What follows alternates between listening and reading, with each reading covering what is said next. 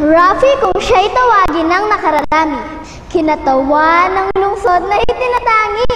Ipinanganak noong Marso 20, 1969. Mula sa angkan ng matalino't maalam, nagtapos sa Universidad ng Santo Tomas. Ang galing at talino sa pamumunay pinamalas, pagiging congressman.